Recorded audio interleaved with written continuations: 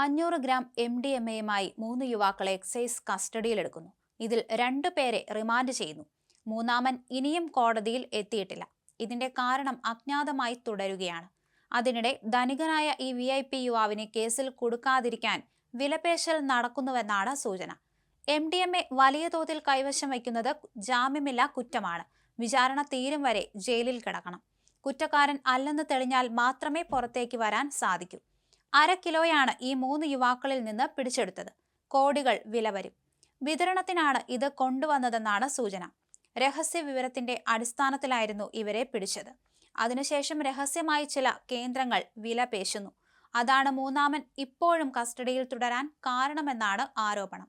2 കോടി നൽകിയാൽ കേസെടുക്കില്ലെന്ന് കസ്റ്റഡിയിലുള്ള യുവാവിന്റെ ബന്ധുക്കളെ ചിലർ അറിയിച്ചതായും സൂചനയുണ്ട്. ഇത്രയും വലിയ തുക അവർക്ക് കണ്ടെത്താനായിട്ടില്ല. അതിനിടെ ഈ കേസ് പരമരഹസ്യമായി സൂക്ഷിക്കുകയാണ് എക്സൈസ് എന്നതാണ് വസ്തുത. വിശദാംശങ്ങൾ പോലും പുറത്തേക്ക് വിടുന്നില്ല.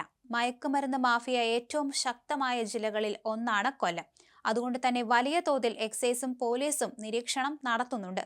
ഇതിനിടയിലാണ് 3 യുവാക്കൾ പിടിയിലാകുന്നത്, അതും കോടികളുടെ മയക്കുമരുന്നുമായി. ഇതാണ് അട്ടിമറി ശ്രമ ആരോപണത്തിന് മുന്നിൽ നിൽക്കുന്നത്. കസ്റ്റഡിയിലുള്ള യുവാവിന്റെ അടുത്ത ബന്ധുക്കളാണ് ഈ ആശങ്ക മറുനാടനുമായി പങ്കുവയ്ക്കുന്നത്.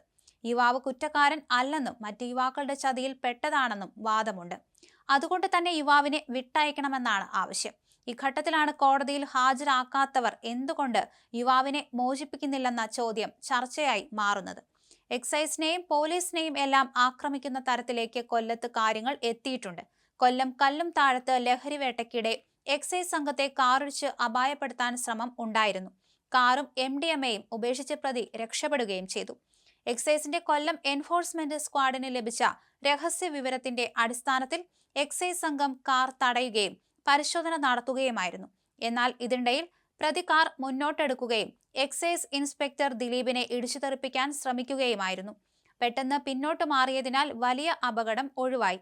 ഇൻസ്പെക്ടറുടെ കാലിന് പരിക്കേറ്റു. പ്രതി എക്സൈസ് സംഘം പിന്തുടർന്നെങ്കിലും കൊറ്റങ്കരയിൽ വച്ച് കാറും 4 ഗ്രാം MDMA-യും ഉപേക്ഷിച്ച് പ്രതി കടന്നുകളയുകയായിരുന്നു. ഇത്തരം സംഭവങ്ങൾ നടക്കുന്ന കൊല്ലത്താണ് പുതിയ അട്ടിമറിയും ചർച്ചയാകുന്നത്.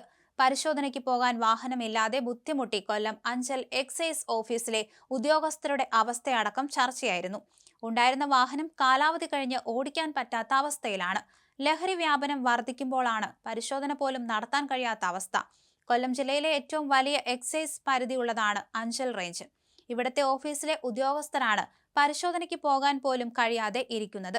എക്സൈസ് ഓഫീസിലുണ്ടായിരുന്ന ജീപ്പിന്റെ കാലാവധി 2025 ജനുവരി 12-ാം തീയതിയോടെ കഴിഞ്ഞു.